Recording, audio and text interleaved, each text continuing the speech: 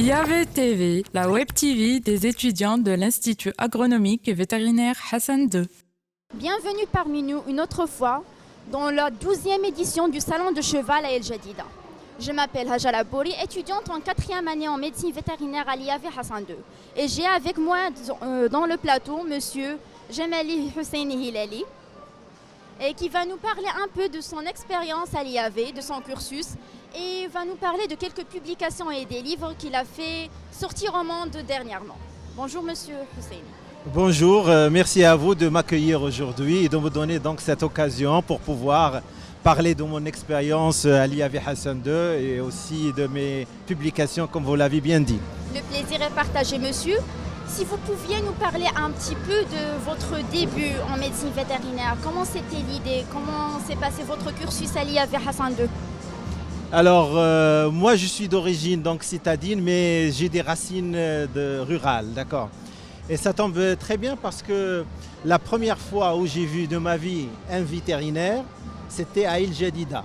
C'était dans les Haras d'El Jadida, j'avais 8 ans, c'était en 1968. Et j'étais en visite au Hara pour des raisons familiales.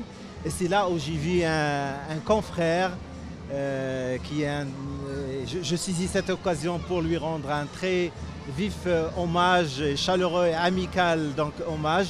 C'est le docteur Yaqoubi Soussane. On ne le connaît pas trop, mais c'est... Un grand salut à monsieur, à notre docteur. Exact. C'est à ce moment-là où vraiment la première fois que j'ai vu donc, un vétérinaire en train d'exercer. Et je me dis, je vais faire, pas médecine, je vais faire médecine. Bon, ça va être soit médecine humaine, soit médecine donc, animale. J'ai finalement opté pour la médecine donc, animale et j'ai choisi donc, la carrière d'être vétérinaire.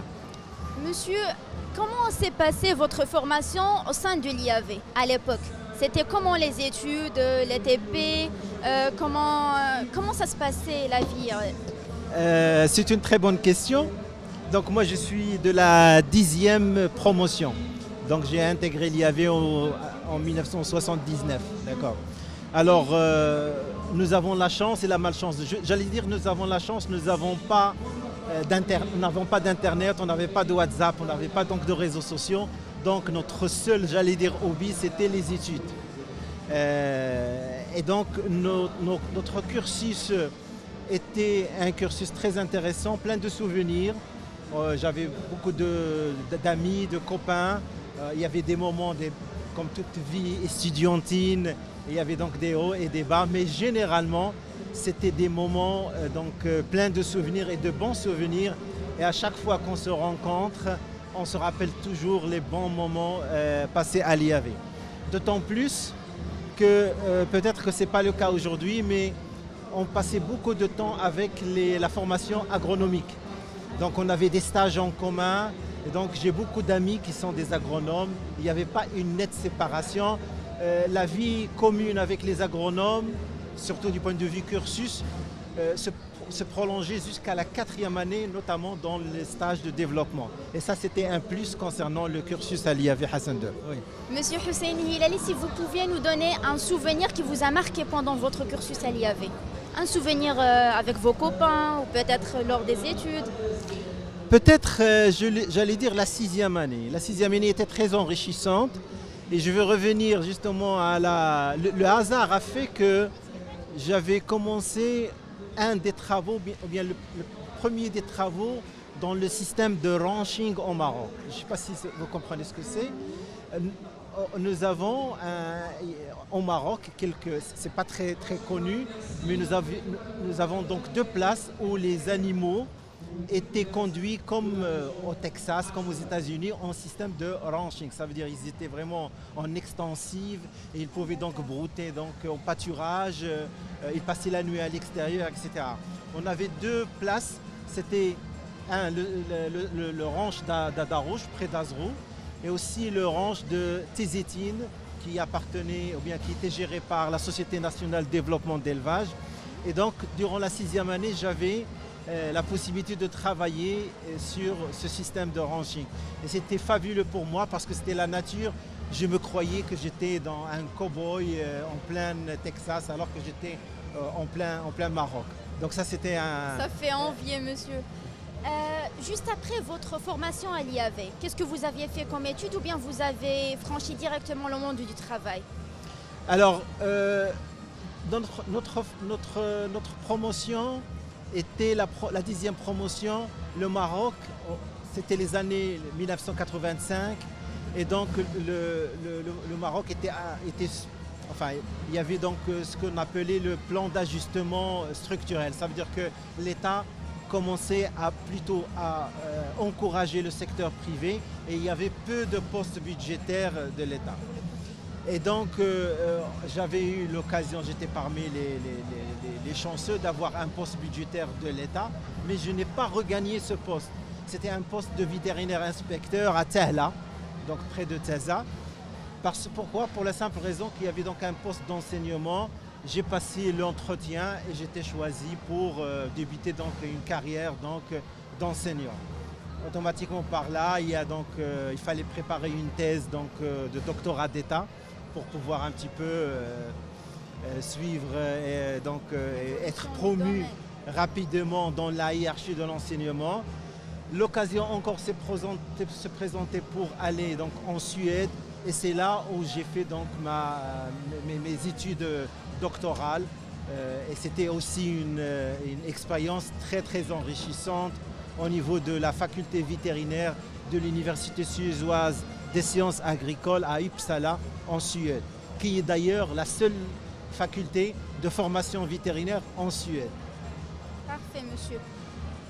Comme nous savons tous et comme savent la majorité des étudiants vétérinaires chez nous, que professeur Husseini Hilali a déjà fait des publications et a déjà réalisé des livres dont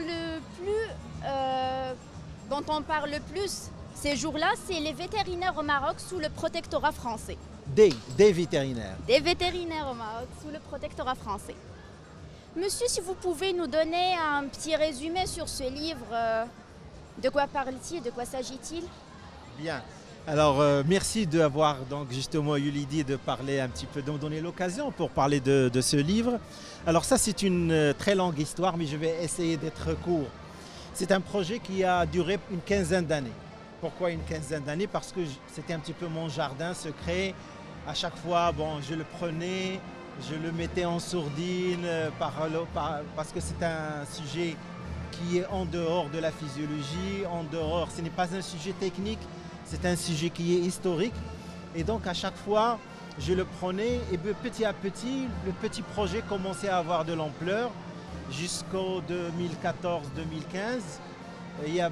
Je l'ai proposé à plusieurs confrères, à plusieurs journalistes et ils m'ont encouragé donc justement à le publier.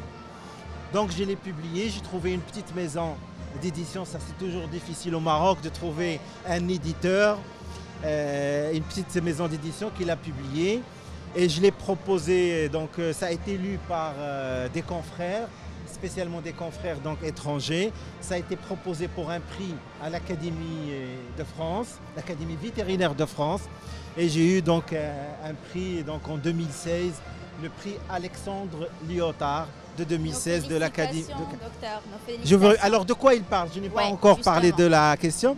Il parle tout simplement de la médecine vétérinaire comme profession durant le protectorat français. D'accord. Et donc j'ai retracé un petit peu l'histoire, l'instauration du protectorat et qu'est-ce qu'il y a eu comme début en médecine vétérinaire concernant le début des laboratoires, le début du service vétérinaire qui était un service très très actif, d'accord, pour la simple raison que le Maroc avait cette caractéristique pour la France et il avait la caractéristique d'être très riche. Il y avait une richesse animalière phénoménale, d'accord, comparée bien sûr aux autres pays du Maghreb qui sont l'Algérie et la Tunisie. Et donc la France a mis, j'allais dire, le paquet pour mettre en place les structures vétérinaires pour la protection du cheptel, pour une bonne exportation. Donc, parce qu'en ce moment-là, le Maroc exportait surtout l'élevage ovin vers la France. Où on peut trouver un exemplaire de ce livre pour les gens qui sont intéressés? Oui, il est en vente dans quelques librairies de Rabat, d'accord? Notamment bon, El Fayet Telita et quelques librairies de Casablanca. Et les gens, bon, ils peuvent m'écrire, j'ai par email, je peux leur indiquer où est-ce qu'ils peuvent se procurer cet ouvrage. Merci, monsieur. Pour passer à une autre de vos ouvrages, nous avons celui-là. La recherche vétérinaire sur le cheval au Maroc, un répertoire des travaux scientifiques de 1913 à 2011. Qu'est-ce que vous pouvez nous dire en 2 ou 3 mots sur ce livre-là? Ça, c'est un travail que j'ai fait pour pouvoir rassembler dans un seul corpus les références bibliographiques, donc les travaux qui ont été publiés sur le cheval au Maroc. Je dis bien le cheval au Maroc, ça peut être publié par des Marocains, mais ça peut aussi être publié par des gens, par des personnes étrangères. Mais le sujet doit être le cheval au Maroc.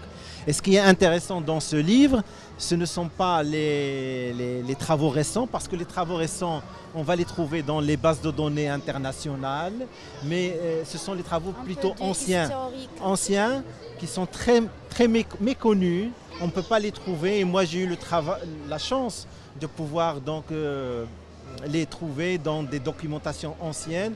Et pour les faire revivre, j'ai eu l'idée justement de rassembler ce répertoire qui résume donc les travaux de recherche sur le cheval pendant à peu près un siècle, donc de 1913 jusqu'à 2011. C'est presque donc un siècle de travaux. C'est un petit livre, mais il est très intéressant. Merci. Monsieur. Merci à vous. Alors voilà, 2 livres de notre cher professeur. Monsieur, si vous pouviez nous donner un petit mot sur votre expérience comme étant enseignant. Je pense qu'être enseignant, on ne peut pas imaginer le plaisir. D'abord, ça vous apprend quelque chose de très intéressant, c'est l'humilité. Pourquoi? Parce qu'on doit toujours apprendre. D'accord. Et moi, je suis très heureux lorsque un étudiant me pose une question et je ne sais pas répondre à cette question, parce que cela me pousse. Ça suscite un peu de curiosité. Ça me suscite de la curiosité. Et je pense qu'un enseignant doit toujours se mettre donc, en question. Il doit toujours se mettre à jour donc, ses connaissances, parce que par définition, la science, c'est quelque chose qui est toujours en mouvement.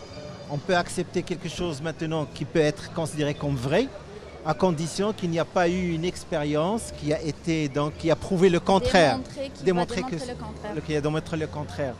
Donc le contact avec les étudiants est très intéressant. Le contact avec les chercheurs, c'est toujours valorisant. Bien sûr, ça nous permet de voyager, de regarder, donc, de travailler tout en voyageant et de se mettre en contact avec donc, des sommités de ce monde. Et ça, c'est une occasion donc extraordinaire, irremplaçable.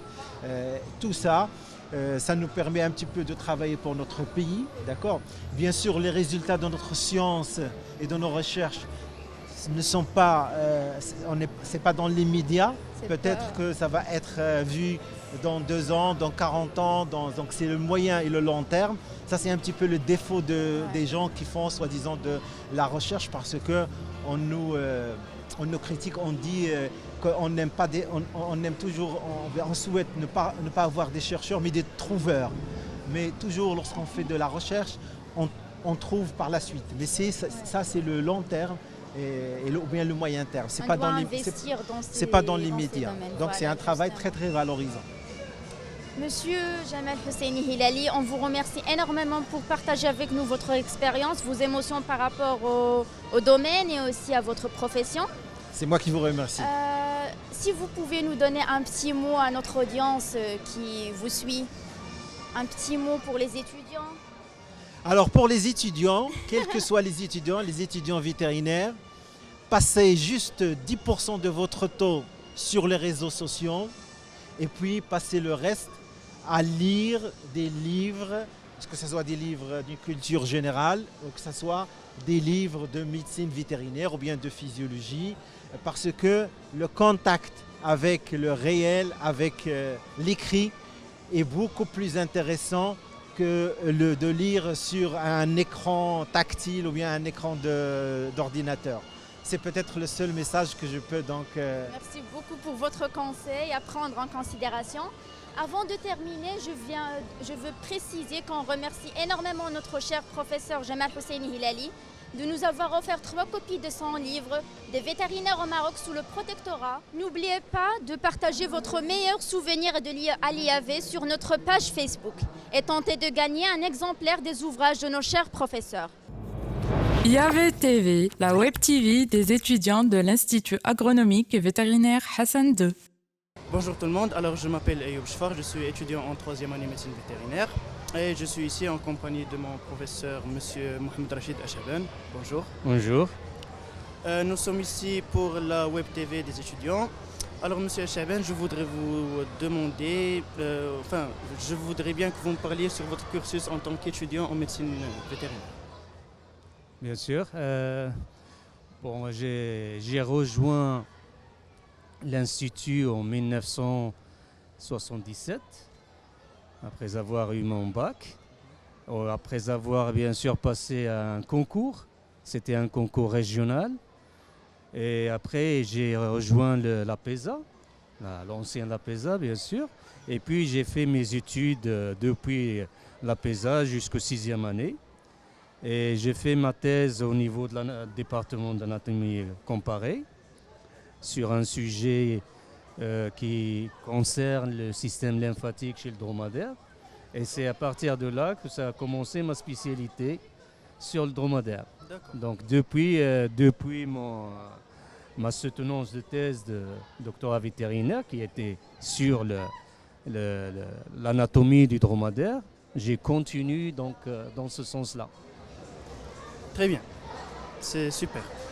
Alors, je voudrais bien aussi que vous me parliez de la médecine vétérinaire en tant que métier noble et aussi de ce que vous pensez de la médecine vétérinaire au Maroc. Alors, comme vous l'avez bien dit, la médecine vétérinaire, c'est une science, ou c'est un métier qui est noble parce qu'il traite avec des animaux domestiques. Et bien sûr, elle apporte beaucoup de choses concernant bien sûr la santé et le bien-être des animaux. Donc c'est une science qui est vraiment très noble. Et malheureusement, on n'est pas encore arrivé au stade plus avancé dans cette médecine, mais ça va venir. Ça va venir.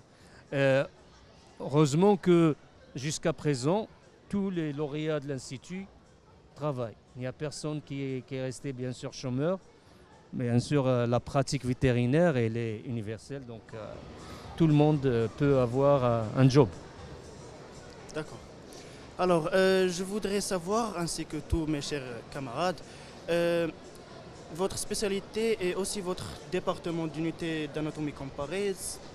Est-ce que vous pouvez nous donner une petite idée sur les recherches qui sont faites au sein du département? Oui, bien sûr. Notre unité, ça s'appelle l'unité d'anatomie comparée. Alors, comme son nom l'indique, c'est une unité qui s'intéresse à l'anatomie de toutes les espèces domestiques. Ce n'est pas quelque chose de facile. Savoir, bien sûr, toute l'anatomie pas une espèce comme en médecine humaine, mais plusieurs espèces. Et donc là, l'activité principale dans notre département, c'est bien sûr l'enseignement de l'anatomie des espèces domestiques, mais aussi on gère et bien sûr on entreprend des projets de recherche. Alors les actes de recherche qu'on a au niveau de notre unité, c'est surtout l'adaptation des animaux en milieu aride. Et en particulier, ces dernières années, donc, on a travaillé beaucoup sur le dromadaire, mais maintenant, actuellement, dernières années, on a aussi incorporé d'autres espèces qui vivent dans les milieux arides, notamment la chèvre et bien sûr d'autres espèces qui sont désertiques. Alors, Monsieur Achaban, je constate que vous êtes un habitué du Salon du Cheval d'El Jadida. C'est la 12e édition et comme tout le monde le sait, c'est la 12e présence de Monsieur Achaban avec nous au Salon du Cheval. Alors j'aimerais vous demander quelles sont les contributions de l'Institut agronomique vétérinaire dans le Salon du Cheval d'El Jadida. Merci, c'est une bonne question. Depuis la création de ce salon, on peut constater que il y a pas mal d'enseignants et de lauréats qui participent activement dans les différentes activités de ce salon. Alors quand je dis participe, ils participent à différentes échelles, même dans le comité d'organisation, mais aussi dans l'organisation des conférences scientifiques, mais aussi dans les différents concours. Il y a des juges qui sont des lauréats de l'Institut, mais aussi dans les différents stands. Donc là, déjà, rien qu'en se baladant dans le salon, vous allez rencontrer pas mal de lauréats de l'Institut. Donc les activités, ou bien sûr la contribution de l'Institut est très active dans ce salon. Et comme j'ai dit, à différentes échelles. L'organisation, l'animation des conférences scientifiques et même comme membre de jury dans les différents concours qui se passent dans ce salon. Je vois. Merci beaucoup, monsieur Achaban. Merci Je à vous vous. remercie pour Merci votre à vous. présence. Vous étiez sur la web TV de l'IAV, l'Institut agronomique et vétérinaire Hassan II. Je vous remercie et à très bientôt. IAV TV, la web TV des étudiants de l'Institut agronomique et vétérinaire Hassan II. Bonjour, je m'appelle Wassa Théophilos. Je suis étudiant en 6e année en médecine vétérinaire et aujourd'hui je vous présente la MES. La MES qui signifie l'amicale des étudiants et stagiaires étrangers. La MES a été créée par les étudiants étrangers à l'Institut agronomique et vétérinaire pour rassembler tous les étudiants étrangers de toutes les filières ainsi que les doctorats. La MES, comme on connaît à l'IAV, organise annuellement des activités et des événements pour faciliter l'intégration des nouveaux étudiants, notamment les Africains, au sein de l'Institut. Aussi, la MES organise des journaux culturels qui permettent aussi de promouvoir la richesse et la diversité de la culture africaine au sein de l'Institut.